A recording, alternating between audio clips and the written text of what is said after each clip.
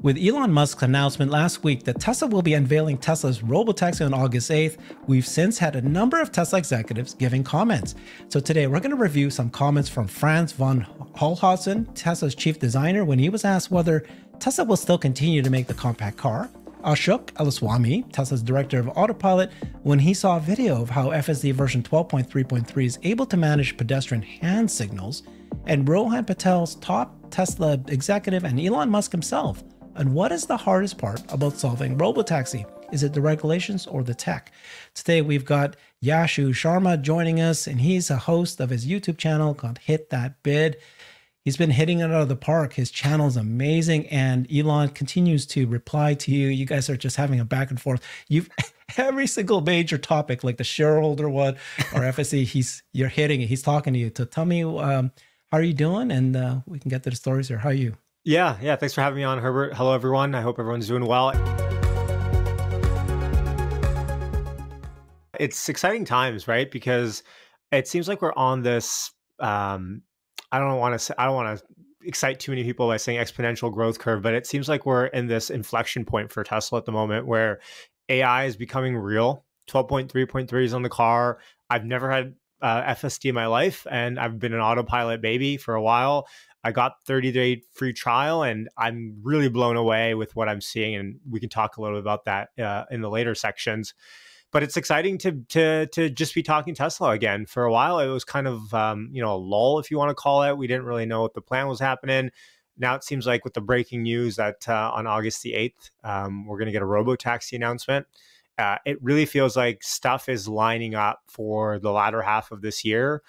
Maybe not stock-wise just yet, and we can talk about that, but at least product and company-wise, we're getting some major news. Yeah. So everybody's obviously very excited about Elon Musk dropping this, saying Tesla's robotaxi is unveiled on August 8th. This was the same day, though, that Reuters that morning published an article saying that Tesla might actually no longer produce the compact car and instead just produce a robotaxi. Elon said that that's a lie. So then, of course, people were asking, here's a video of somebody asking Franz himself, the chief designer, this question. Let's watch this and see your reaction. With the $25,000 car, is it canceled? Is it just deprioritized? Has it been delayed? There was a lot of confusion on Friday, and we saw Elon's tweet in response, but that just created more confusion. And I know there's been back and forth on this from the Walter Isaacson book, but sure, I think investors and consumers would love to know if the $25,000 car is dead or just on the back burner. I would just say stay tuned. Don't always believe in what you read. Stay tuned. Don't always believe what you read. So you can take from that it's not true. What was your take on what's happening? Well, first thing, I think Reuters, immediately, whenever you get a Reuters report, the first thing you should do probably is close your tab. Second thing, probably, I mean, Reuters is the news outlet that reported in 2020 when Tesla was reaching all-time highs that the Apple car is coming to eat Tesla's lunch, and it's going to come by 2020, I think 3. So, I mean, that was a big joke. I mean, they said they have, Intel, inside person that's telling them at Apple. It could be a janitor for all we know, really. So look, Elon came out. He denied the Reuters report. I've heard on your channel, you've had a lot of awesome people that said, well, he's not denying everything, right? He's saying that they're lying. Who knows about what part? But I think it's important. And I think this story is way overblown. What probably happened, my guess, is that there was some truth to this in terms of Tesla probably said, look, let's go full force with the robotaxi unveil. Because the reason why Tesla, quite simply, would not want to unveil their compact car until it's way further probably along the lines of getting delivered is quite simply the Osborne effect. If they unveil it now and they say it's coming out in 2 years, I mean, what does that do to the sales of the Model 3 in the next couple of years while people wait for that car? So I think quite smartly, what they've done is they're unveiling the same product minus the steering wheel, maybe self-opening doors or whatever it might be.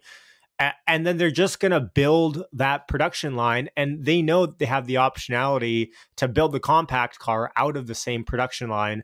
And or if robotaxi makes sense at that time, just build out robotaxis. But by unveiling the robotaxis now, not only do they get to celebrate kind of just their success that they're having with version 12 here with the end-to-end neural net, but also it gives investors and people a real path towards actually capturing revenue with the model. So Franz coming out and saying, don't believe everything you say, I think actually probably even is coming at Elon, in kind of tongue in cheek, because even Elon's not going to tell us everything that they're thinking. We know from Walter Isaacson's book what that was about. But again, I think the robotaxi unveiling is secretly a compact unveiling as well. Yeah, I do too. Clearly not that compact car is completely not going to be done. That Reuters article was so dumb. I mean, it said the reason why that they're no longer going to do the compact car is because of the competition in China. That's why they got scared off. Mm-hmm. As opposed to the reason why that they might not do it is because the robotaxi is so real now. Anyway, so okay, so but this next. Mm-hmm. One thing I'm just going to throw in, but also geos matter here, right? Because if we're talking China, I mean, we're not close to having Tesla launch a robotaxi network in China. And people forget, I mean, Tom Zhu came out maybe 2+ years ago now and did this interview in Chinese. I have it on my Twitter. And he said, we want to build a Chinese specific car, one that resembles what China's about and the engineering that's there and all the talent that's there. Giga Berlin, when, there were shovels going in the ground, Elon went to Berlin and he specifically was asked about a European model. And he said, look, for every factory, we're going to have local versions of our vehicles. People forgot that mattered, that that's happening. So the robotaxi unveil might just be obviously a next gen unveil of the platform, but then gives Tesla the optionality to plus and minus add features or, different designs in different localities that they want with the exact same production model. So North America makes sense. I mean, we don't have a trial anywhere outside of North America. Why would we expect a robotaxi network to be launched outside of North America? We know that Tesla knows that they need to do something in China to make sure to really, there's that lower end of the market that still needs to be fed in China, and they can't continue to cut prices past what they probably feel comfortable with. So launching some sort of local Chinese compact car at the same time and talking about it, I think is totally in the cards. It actually makes a ton of sense now that you said that, right? Because a compact car makes more sense in China. Compact car does not make as much sense in the US. Not that it won't sell. It'll probably sell very gangbusters here, but in the US, it like bigger cars. And so the robotaxi will do better here as opposed to, okay, brilliant. We'll see what happens. It's exciting. So the next bit here is a great conversation of whether or not, now that we saw the tech improve so well, is the hardest part over? Or some people are saying, no, regulatory. It's going to be regulation. That's going to be a real issue. But we've got, comments from a number of Tesla executives, including Elon himself on this topic. And so it's quite interesting. So here's Gene Munster. He's an institutional analyst and investor, and he said this: the biggest factor in the timing of robotaxi is out of Tesla's hands. It's state approvals. Crazy to think that the hardest part of autonomy is getting past lawmakers. I'll quickly mention, though, that I just did a show where we pointed out that it's actually the opposite of what people think. In the US, by default, you are allowed to have autonomous vehicles in both testing and operation. It's by default. And like 30 countries, 30 states have, they don't have any rules at all against this. And only 10 states where they've actually implemented safety rules for autonomous, like California and New York, but they're the ones that actually support robotaxi, but they just wanted to add additional rules. But the rest of the states, you can go ahead and launch this without, it's the opposite of what you think. NHTSA has not come out yet with any kind of restrictions. And so right now it's completely just straightforward. Now, having said that, it doesn't mean that you don't need regulation. You don't need to worry about it, but just wanted to point that out, that it's the opposite of what you think. So here's Omar, and he says, that's the easy part compared to creating an intelligence that can drive a car. It's not that the regular sort is easy, but the technical side is one of the hardest computer science problems ever attempted. And then Rohan Patel, top Tesla executive, said, thanks, Omar. Now all of Tesla thinks my team's job is easy. Joking aside, I think you're exactly right. We do have to change the fundamental mindset and regulatory frameworks, But we will get that done. We'll 100% get that done with the right technology advancements. Won't be an easy task, but that's exactly the type of challenge we embrace, and we'll need all of you and many allied stakeholders helping us accomplish. I think what he's saying here is that if you build the tech so well and it can prove with data that is so much safer than humans, that will be the way that you can change regulation. Before we move on and show Elon's and others' comments on this, what's your thoughts on this reaction? Well, isn't it so nice that we can get someone like Rohan's opinion on this? Like, I think, a year ago, even, we would not be in the position to get any insight on any of this to the degree that we're getting now. Rohan's replied to me several times talking about FSD and subscription in Canada, because I've been complaining, kind of admittedly, kind of like a whiny baby about it. But like, it's and he quite, said, yes, yeah. Yashu, we're going to give it to you. And then he gave it to you. He came. Yeah, no, it's, well, I've always complained about FSD subscription for the last 3+ years since it's been unveiled. But like, it just goes to, like a penny goes a long way here from Tesla executives talking about this. Look, I think 4 years ago, since I started my channel, really, I've been talking about, I'm worried about the regulatory framework around robotaxi, even when solved. But I think because of specifically the laws that you mentioned, and Tesla's able to do it, my fear has always been that, lawmakers don't like Elon, they don't like Tesla. They have a lot of lobby action against them, whether it be taxi, gas, oil and gas, whatever it might be. There's a lot of people that might be a concerted effort against it. Dan O'Dowd is one of them, who funds campaigns actively against FSD. That all you would need really, and is one bad situation to get the wrong headlights, or to shine the headlights on this, whether it be, a freak accident, like we saw it with Cruise, right? How there was that lady, and it wasn't even Cruise's fault, right? The lady kind of got run over, pushed over, and the Cruise couldn't really do anything. It was stuck underneath the car.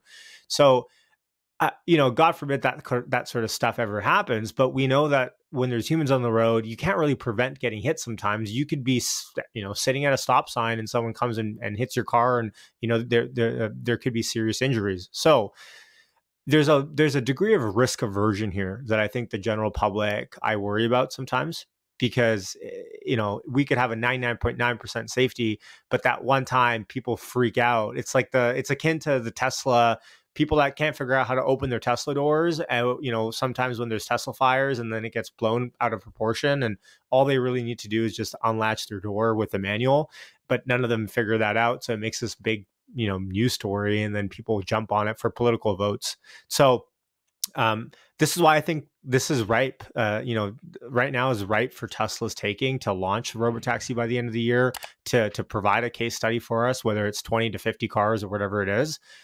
But I still think they should probably partner up with the city, with a mayor that really is forward thinking, that wants it in their city, and then make a general use case white paper out of it, where they go, Tesla has operated the robotaxi for the last 6 months, this many drunk driver accidents avoided, this many, this much in consumer savings, all of these statistics that they can then take and then package up for fleet operators across the country. Yeah. Okay. The argument against what you just said, though, I've heard people say, which is, FSD and autopilot has been around now for 6+ years, and there has been a death already. There's been many, over 10 different big giant headlines saying Tesla's autopilot killed the person. Of course, much later, almost all of them has been proven to be the person's drunk or driver error, or the autopilot was never even on. But I guess the point is that it's already been out there. So I'm not sure that just one, of course, you never know. It's about marketing and perception, but I just think that we're kind of be okay. Past that. Yeah, that's fair. Maybe. That's fair. I mean, I just don't think that, oh my God, we'll never be able to get there. I think there's a path to get there. Yeah. Cruise and Waymo has been out there already. Cruise, this thing happened with Cruise. Doesn't mean Waymo shut down.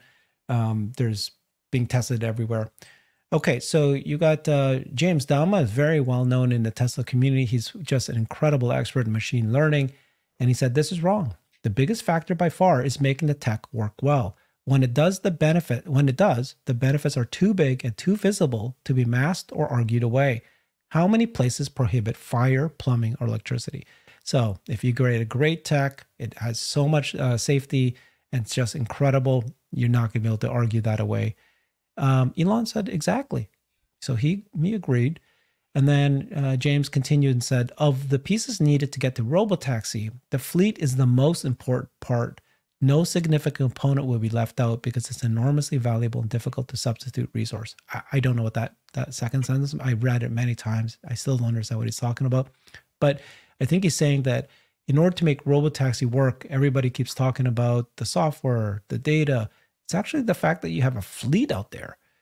Elon then replied saying, pretty much, it's been staggeringly difficult to make generalized self-driving work, requiring all that you describe above and more.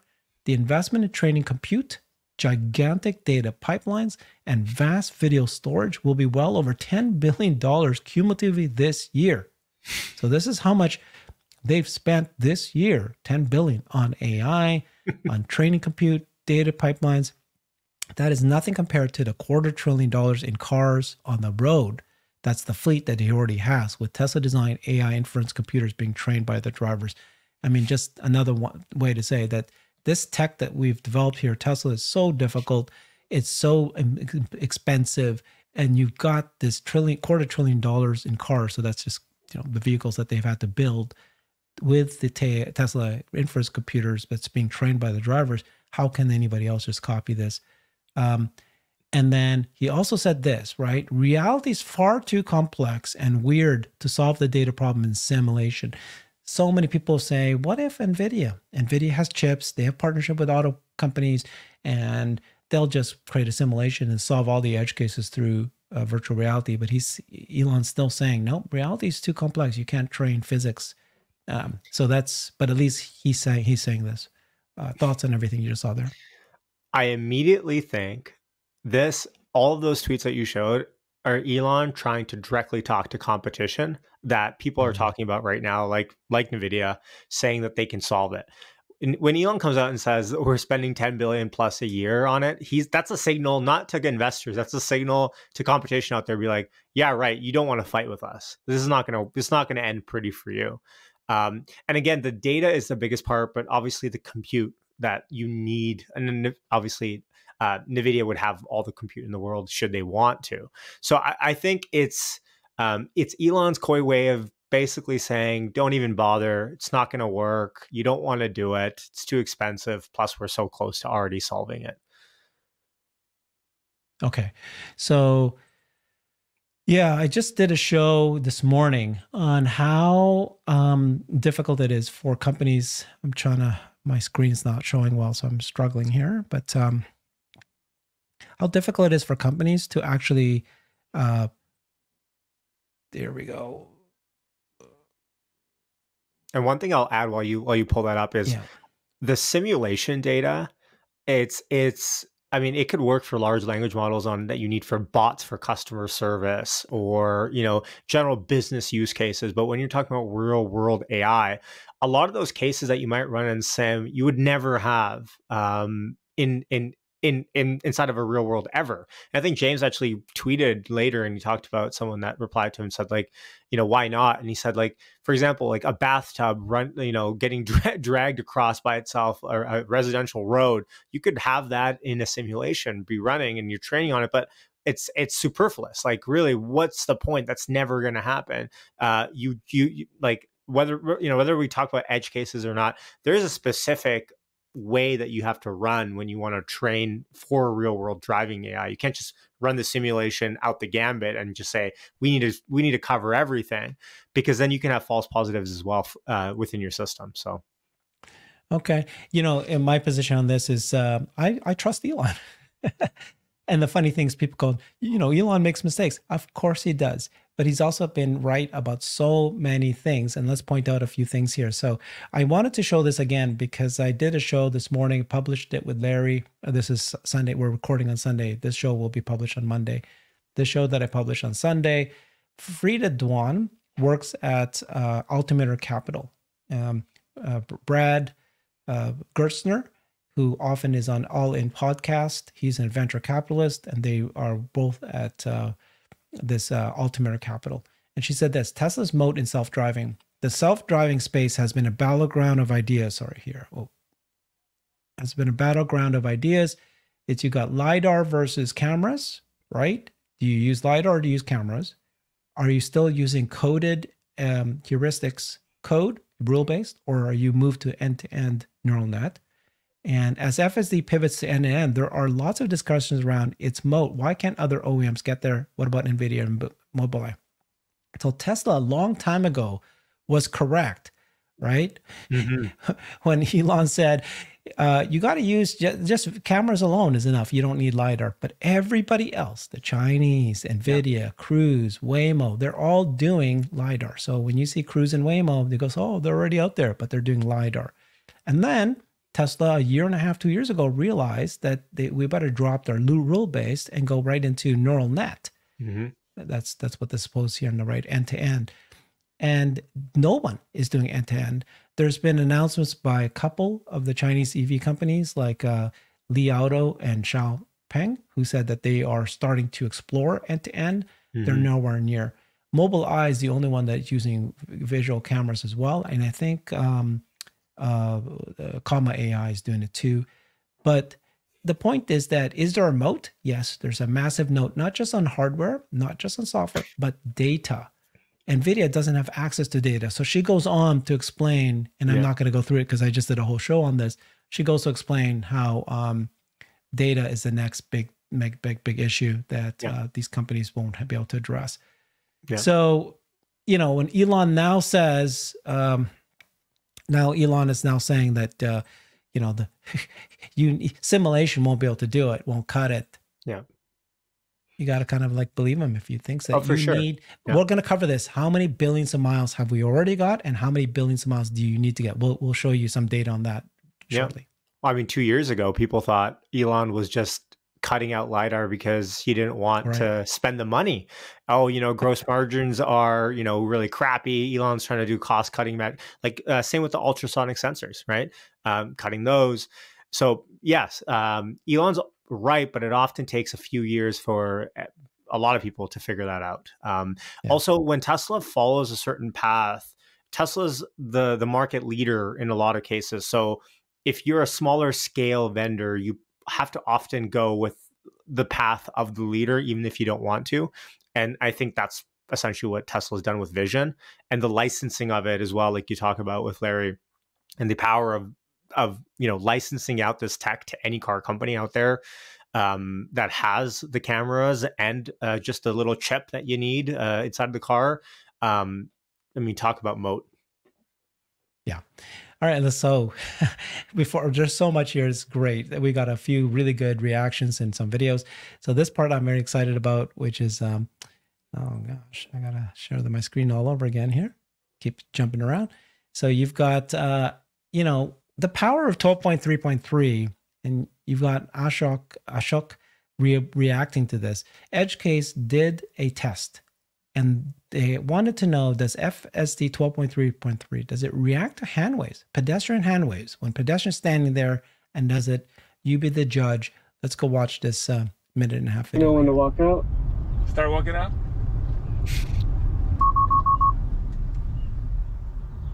Stop, don't move. Oh, you wave? That's good. I wanted to not wave the first time. I'm coming your way. So the car reacted only when you waved. Out? Don't move. That's great. It's not moving. Yeah, do a hand wave. Oh, now it's actually going. Oh, that's so. Is that great? The hand signals. Wow.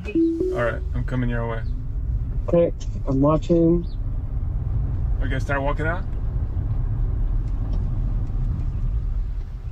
Don't do anything.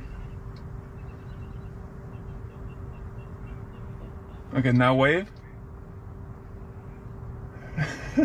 So the way.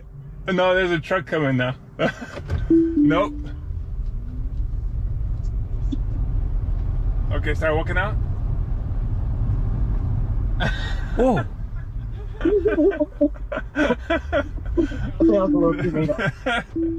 All right, I'm coming your way. All right, start walking out. Okay, stay. Yeah, keep waving because it's not doing anything. Nope. Oh, now you walk backwards. I see what happens. You slowly walk backwards and realize, okay. Wow. What do you get there? A couple very good reactions and a couple not so good. What do you think? Yeah, I don't think the training data on that is up to snuff just yet. I do notice personally when I drive on FSD version 12 that if a person at a crosswalk is facing the other way, and as a human, I know there's no way this person's going to cross, cross the street here because they're facing the other way. The car doesn't react really and slow down too much, as it shouldn't. But when they are facing my way, and even when I know like they're looking on their phone, the car still might think that there's a chance this person will step out because they're facing my way. They're facing the crosswalk way. So there's little edge cases like that, whether it be the wave or someone on their phone or, you know, someone holding a phone up to their ear, that I think there's not enough training probably done on yet. I mean, it's still very like we're 12.3 still, right? So we're still really early in the AI approach for Tesla. So undoubtedly, it's not great. I think that third or fourth clip where it just like passed right through as the person was walking, don't know what happened there. So it's not perfect, but I think people are getting a little bit ahead of themselves when they think that the hand waving actually does anything. I think it more so has to do with the person stopping and then stepping back. And the stepping back, like in the last clip, is like an immediate like telltale sign to go. Agreed. Yeah, everything you said, perfect. I think just again, stepping back, the car can recognize a pedestrian. The car can figure out the intent of that pedestrian. Like you just said, if it steps back, if it's turned around, that's pretty well solid. And then the parts about hand waving, it's going to be able to solve it. It's not, it's not that, can it or can it do? Maybe not yet perfect, but it's going to learn how to do it. That's the mind-blowing part. This is understanding that A, it's a pedestrian, and what is the pedestrian's intention. Yeah. So Ashok himself said, nice tests. It doesn't say anything. It doesn't say, we can do it, can't do it, but it's like nice tests. So that's Ashok himself. So let's talk about this news that came out. Tesla AI dropped this. They said that FSD is now driven 1 billion miles on FSD. And you can see the date here. And you can see that it just skyrocketed straight up as soon as they offered the 1 month free. And some people were projecting this all the way up. And that's interesting. But what's really cool about this, of course,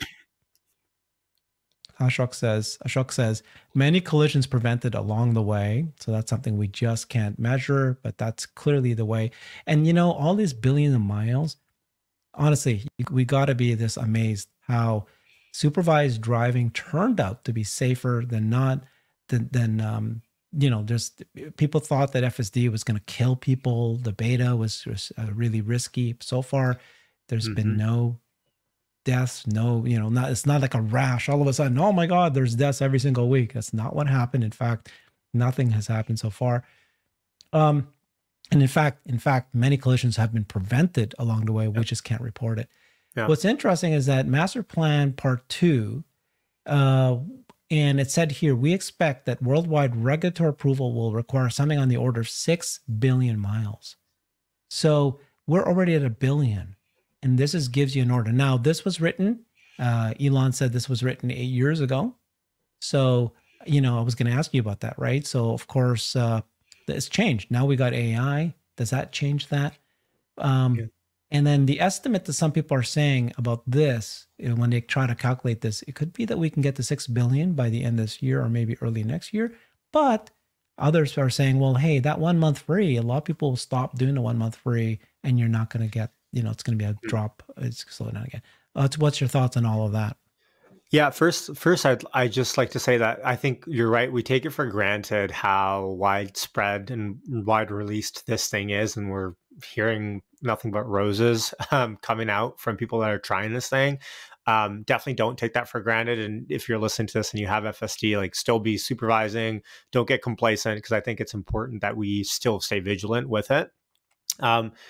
The x-axis on that graph kind of throws me off. I don't know why if you look at it, it's like very discombobulated. It's not like, the middle of it's 2022 June, and then one step over, it's last April, and then it's September. So it's a little bit off for me. But regardless, I mean, the point here still stands of how many miles driven on FSD. I think another thing that people take for granted is, getting, you could probably, Tesla runs stuff in shadow mode for people, right? I think we know this, but getting the disengagement data specifically, I think is something that I don't think enough people consider, because if you're Tesla, you're running, a software on shadow mode on a bunch of cars, sure, you can get the data of what the model would do versus what the human did. But when you're running the actual FSD program, when the human disengages, that data metric is so important, because that was a trigger enough for a human to be like, this is wrong, not necessarily just deviant from their typical driving patterns. And a good example of this is, I know my way to the office. I know which shortcut I like to take. I know where I can go faster. I know when I have to switch lanes and get around, this left turn lane that's coming up. As someone that's driven this route, let's say 1 million times, I know the specific quirks of that. Now, if you're running in shadow mode, you don't necessarily get that data. But when you have FSD as a trial, you get the disengagement data of the person being like, no, this is a left only lane coming up next block. I need to switch, and there's no way I can do it unless I switch now. Or, you got into the wrong lane here. That disengagement data, I think the quality of the data matters a lot. Elon tweeting about the master plan part and saying, by the way, how does Elon even 8 years ago say 6 billion miles? Like, where does he think of this stuff? How does he even come to this stuff? Because now we're looking at it, we're like, okay, well, wow, okay, the next couple of months we should probably hit 2 or 3 billion. Like, I don't know how he has the foresight that he does, 8 years ago to talk about this stuff. It's kind of crazy. But if anything, I would say to you, Herbert, I would think the number is probably lower. Was Elon really thinking about end-to-end neural nets as the way of solving FSD 8 years ago? No. So, he was looking at heuristics and C++ and objective rule-based ways of solving FSD. And I would argue that because they've ditched that approach, if anything, that number might be cut in half. I don't know. I that's what I wanted to ask you, because I've been thinking about this, and I'm glad that you said that, because now that it makes sense that if anything, it will be lower than requiring 6 billion to be able to get there. Because it's neural net, this thing can learn, it can no longer compute constrained. All that makes a difference of how much billions you actually need to learn. Interesting. A couple more things then. So here, this is the image that they shared at Walter Isaacson's biography of Elon. Likely it's not going to look like this. Thoughts on what's going to happen on 8/8? Yeah, I would say, look, I think Elon also tweeted out 2 or 3 days ago now. Time flies so fast in Tesla land, you kind of forget which day is which. But he replied to someone who said the robotaxi car itself should be a 2-seater, because 80% of car rides are 1 or 2 people. 90% are 1 or 2 people, and then or maybe add on a third person. And that last 10% of a family or SUV, you can let the Model X, the S, or the 3 handle that instead. And Elon replied to that saying, interesting analysis, basically giving us a hint that this car that's coming out will be a 2-seater, probably. We know Elon hates small, janky, unsafe cars like a motorcycle. He hates the idea of a moped or whatever it might be. So this kind of rendering makes sense. And I can totally hear Elon saying, look, 80% of rides out there are 1 person or 2 people. That's what the data shows. That's why we need to build a use case for this one. Like, I can totally see that happening. So in my head, it's already exactly like that car, plus or minus how cool it looks. So unveiling, for me, a success doesn't, of course, I mean, we all want to see the next car, what it looks like, what's the final design, how much it costs. But I think the real short-term success for this event would be if Elon comes out and says, we are launching a test fleet of this many cars, and we've partnered with, you know, the mayor of Miami, or, you know, the mayor of Las Vegas for the Hyperloop of, you know, that tunnel, and we're going to launch that next week, and we're launching a real fleet of 30 to 50 cars that are going to operate in this city and within this geographical area as our next step by end of the year. Something like that, something tangible. And you talked about the Tesla app, and, you know, Elon saying, why don't we just like actually demo this thing? And we say, you know, go on the Tesla app, request a ride. Where are you going? Go. It'll pick you up. Maybe they have, and no one knows where this event is going to be yet. Maybe the car actually does pick them up live at the event. Car takes them, you know, to the after party or something. And then everyone, and that's live streamed across the world. That's what I get excited about when I think about this robotaxi event. Now, how far from the truth that might be, I don't know. Well, I guess we'll find out in a few months.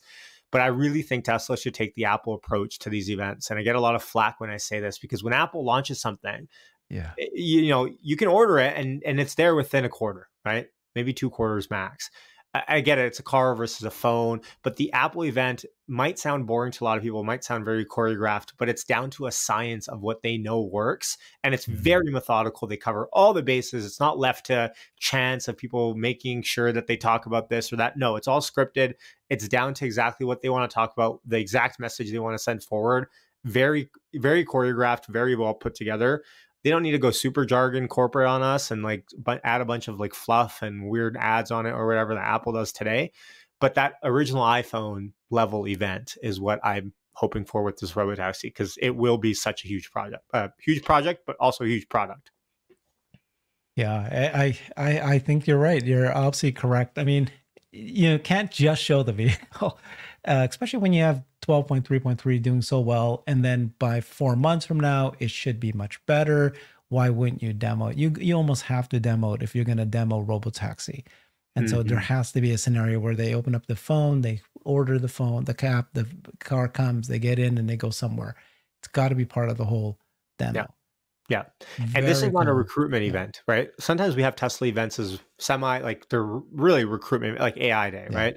It's not really that Tesla wants to give all their trade secrets to the competition. It's like they want to give enough that attracts people to work for them. This event is not not that I am aware or think, it's not a recruitment event. This is a product unveiling event, and it's kind of like the Cybertruck. And I think the 8.8 kind of goes, you know, I'm not a numerology guy. I don't believe in that stuff.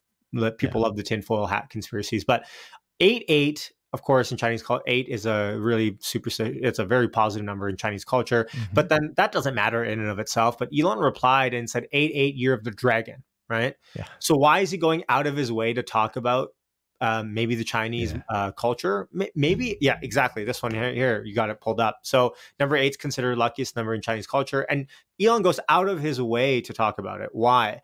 Is there something here with the robotaxi unveil event that has to do with China? Maybe it's the compact that we talked about earlier. Maybe it's a different model that they're going to launch China. There might be something here with the Chinese market that they end up talking about. And I don't think we should put that behind us so fast, because Elon would not be throwing this out if there wasn't something to do with it.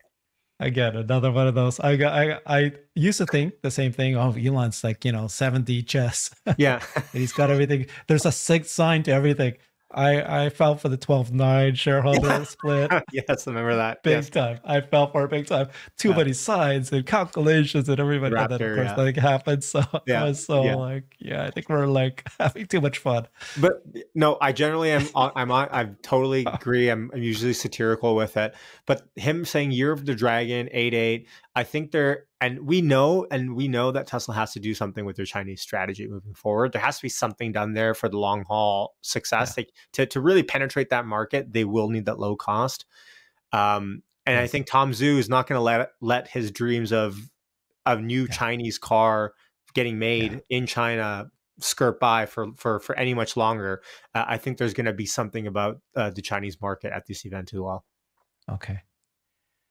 Final thing here, and this, I have no idea what this is, but Tesla AI, in X now, you can actually show your job postings in career pages. And so here's Tesla, the company, posting job openings for prototype vehicle operator in Utah, prototype vehicle operator in Colorado.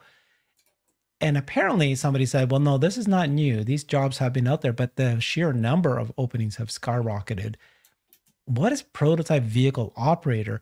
And I guess if I had to guess, totally guess, I would think like, you know how when you have Cruise or Waymo, there, and even the Chinese EVs, there's somebody virtual reality teleoperating the car and can take over the driving if they need to. They're watching the videos of the cameras. And so even though it looks like that you're getting in a robotaxi, it looks like there's nobody driving the car. There's somebody in headquarters monitoring just in case it gets into weird scenarios. That's what it could be. It could be anything. But do you have a guess? I shared my screen there if you want to pull it up. So I pulled up the prototype vehicle operator job posting. And the interesting part is, I mean, it spells it out quite easy for us, right? The prototype vehicle operator is responsible for capturing high quality data that will contribute to the improvement of our vehicle self-driving performance. Remember, before I continue reading, this is a little bit different than they've had autopilot testers as job postings before in different cities. But this, I think, is for the next gen car. This role requires a high level of schedule flexibility, whatever confidentiality. And what you'll be doing, you'll be operating a vehicle in a designated area for data collection. Gotcha. Start and stop edge cases. Edge cases, yes. This is edge cases. Stop recording devices, do minor equipment, report data collected during shift. Gotcha. Write daily ops. So I think, what if this is, and we know that Tesla has to calibrate their new cars with this model, right? We know the reason why the Model Y we're having some curbing issues is because some of the training data is on shorter cars. So when it goes on a wider car, it curbs.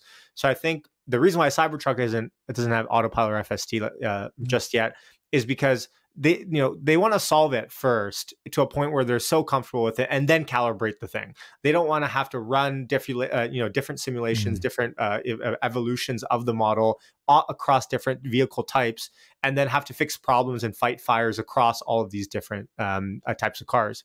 So I think once they get comfortable, then export it, put it into this next gen car. And I think that's what this might be for, is the driving of the 10 or 20 or 40 cars that they build by hand to really get these on the roads, to get the data sufficient, calibrated enough for their robotaxi event launch that happens August the 8th. But again, the unveiling is different. The launch is probably going to be different.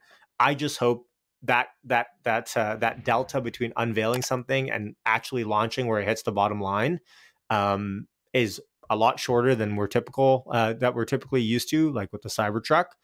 And in terms of stock, and everyone wants to talk about where that goes, I think I agree with Farzad here. I think he said on your mega live stream that people didn't really believe NVIDIA's bottom line on AI and their advantage until it hit the profit line, right? Until that surprise quarter, and then they're like, "Oh crap, this is really real. Now we have to chase this thing." I think Wall Street has this tendency where they optimize to be less wrong because it's way less embarrassing to them and their firm. And even if that means they're spitting in the face of alpha, they would rather be less wrong than to stick their neck out like someone like a Kathy Wood at 4, 5, 10 years before technology hits their inflection curve. So that's my thoughts on where it's going to hit the stock. Until it slaps the face, I don't think we're going to see an effect of it. Okay. Now that explains a lot too. Thank you for that. That was brilliant. You explained a lot. Even I didn't know. You're brilliant. Thank you so much. Yashu, it's a joy to talk to you. You know so much. You know more than I do. How's that possible with all the how much I do it? No. I'm just perpetually online. I guess is the issue. I am right? too. So, I know a lot because I do so much. Follow Yashu on his YouTube channel. Hit that bid. He not only does Tesla, of course, he does incredible stock analysis, and you just got a taste of it at the end there. But he's somebody to follow. You really want to know what's happening to this stock. Thank you so much, Yashu. Awesome. Thanks for having me on, Herbert. Bye-bye. I've created a website that is the most comprehensive resource for the Tesla investor. Please check it out. Simply go to my website at herbertong.com.